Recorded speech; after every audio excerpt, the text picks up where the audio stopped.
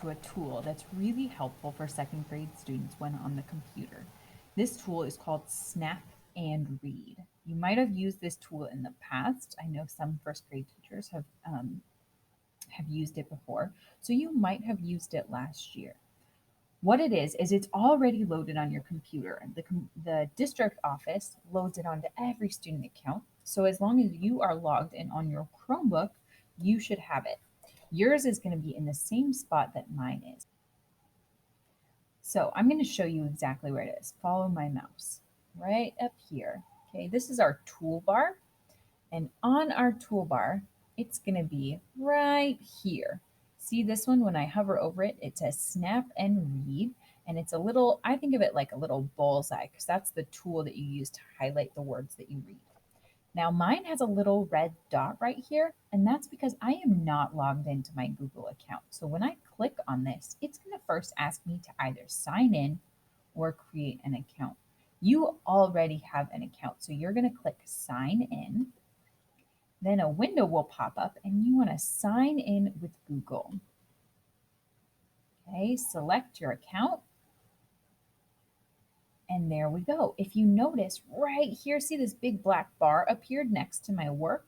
So this is the extension. That's what it's called. It's a tool on Chrome, which makes it an extension. To use this extension, I am going to use these different buttons right here. Now there are two buttons that you will use for this tool to work. What this tool does is it will take a selection of words and it will read them to you. Okay. Now this tool is kind of, it has a learning curve, let's say. So it might not work for you immediately, and that's totally okay, but I don't want you to give up. So the number one button that you're going to use is this one right here. Okay, when I hover over it, see how it says speak? I am going to click on that button and it turns blue, which means I am telling my mouse, I'm telling my computer that I want it to read to me. That's the only job I want it to do right now. So I'm going to go over and I'm going to find some words that I want it to read to me. I want it to read the directions right here for my class's assignment on Best Part of Me Activity 3.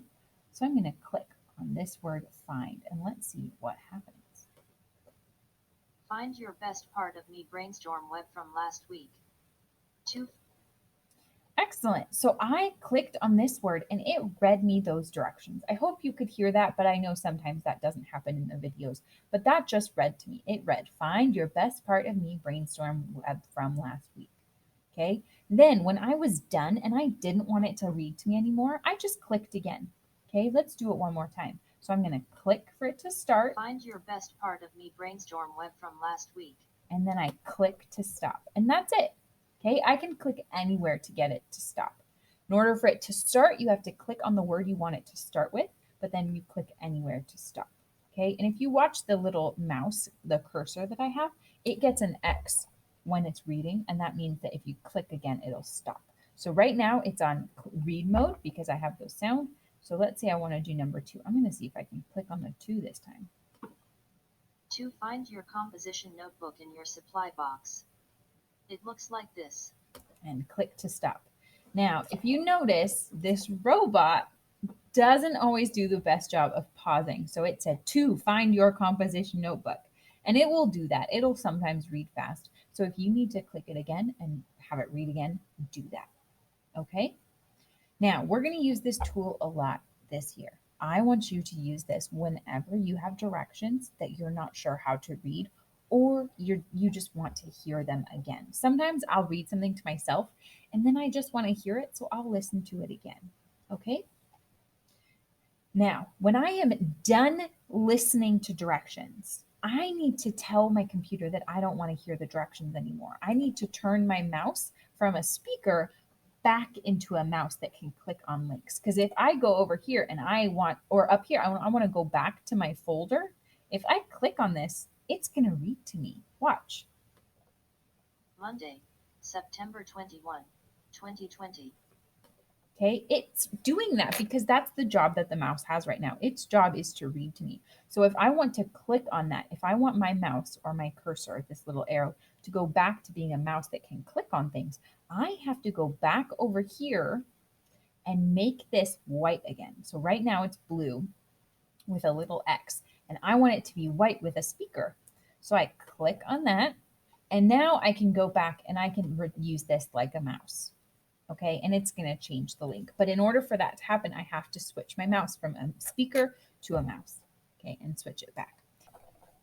So we're going to be using this tool throughout this school year. We would normally be using it if we were in class, just like normal. So now you get to use it at home.